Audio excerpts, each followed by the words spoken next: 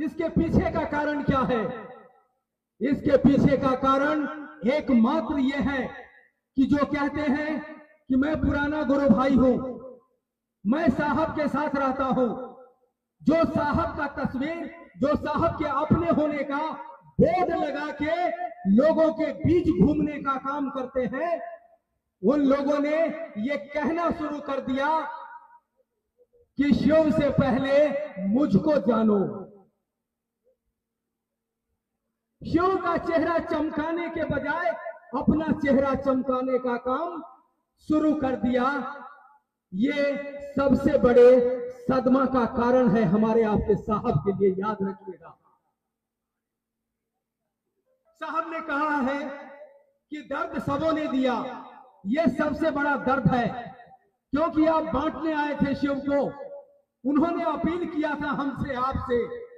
एक deputy collector, याद करिए ना, क्या कमी है उनको।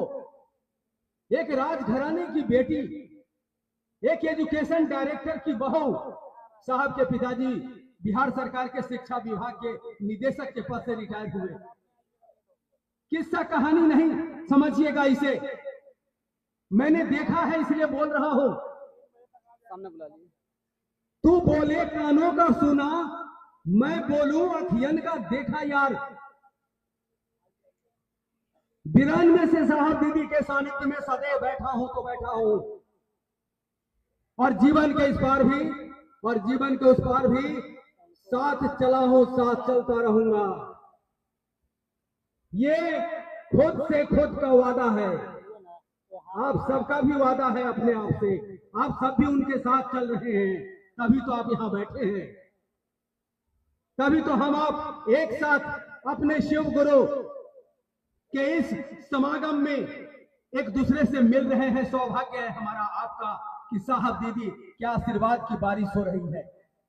निरंतरता में उनका गृहस्थ जीवन शिव गुरु कार्य की स्थापना में लगा हुआ है। आज भी उनके गृहस्थ कुल की ज्येष्ठ कुल वधु दीदी बरखानंद हमारे आपके बीच उपस्थित हैं। गृहस्थ कुल आज भी गवाही दे रहा है कि हाँ मैं साथ हूं, देख लीजिए।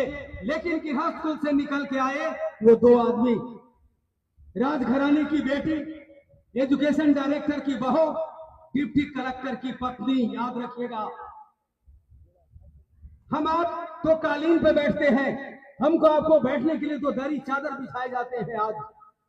लेकिन उस दीदी माँ ने, उस डिप्टी कलेक्टर साहब ने अखबार बिछा करके लोगों के दिल में शिव को उतारने का काम किया था। किस अरमान से कि मेरे गुरु का जय जयकार होगा। देख रहा हूं कुछ भैया और दीदी का जय जयकार हो रहा है। यह शिव विशेषता का अपकर्ष है, अवनति है, याद रखिएगा। उन्नति तो बहुत हुई, उत्कर्ष पर जितना बोलूंगा कम है। हमारे आपके सांसों में शिव गुरु की वाणी गूंज रही है, इससे बड़ा उत्कर्ष क्या हो सकता है। सोते जागते उठते बैठते मां बहनों के दिल में, भाई बहनों के दिल में, बूढ़े बच्चों के दिल में शिव गुरु की याद चल रही है। शिव विशेषता में आध्यात्मिक उत्कर्ष क्या हो सकता है, ये दान साहब श्री हरिंद्रानंद जी ने दिया है। मैं अपील करता हूं उन तमाम वैसे भाई बहनों से जो कहते हैं मैं साहब का करीबी हूं, मैं साहब का रिश्तेदार हूं, मैं साहब का फलना हूं, मैं साहब के सानिध्य में इतने वर्षों तक रहा हूं। उनको गौर से पहचानने की कोशिश करिएगा।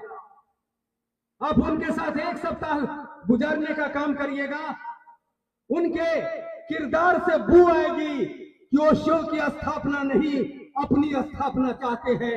ऐसे लोगों से दूरी बरतने का काम करिएगा, नहीं तो शिव शिष्य हरिंद्रानंद जी के कोप भाजन का शिकार होइएगा। ये साहब ने कहा ही नहीं, साहब ने लिख भी दिया।